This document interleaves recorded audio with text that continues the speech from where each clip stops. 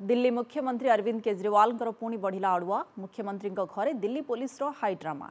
दिल्ली सरकार को भांगा अरविंद केजरीवाल घोड़ा बेपार अभियोग पर दिल्ली पुलिस क्राइमब्रांच नोटिस को नहीं सृष्टि होती विवादीय स्थिति।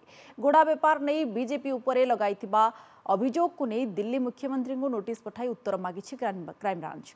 3 दिन पर जवाब रखा केजरीवाल को नोटिस देछि दिल्ली क्राइमब्रांच। क्यों क्यों आप विधायकों को किणवा को चेष्टा करा जाउछि बोली पचारिछि दिल्ली पुलिस। सेपटे मुख्यमंत्री केजरीवाल कहिसंति दिल्ली पुलिस क्राइमब्रांच अधिकारी उपरे दया करंतु। सेमानक काम दिल्ली रे अपराध रोकिबा किंतु सेमानक द्वारा नाटक करा जाउछि। क्राइमब्रांच अधिकारी उपरे दया आसुछि बोली कहिसंति मुख्यमंत्री केजरीवाल।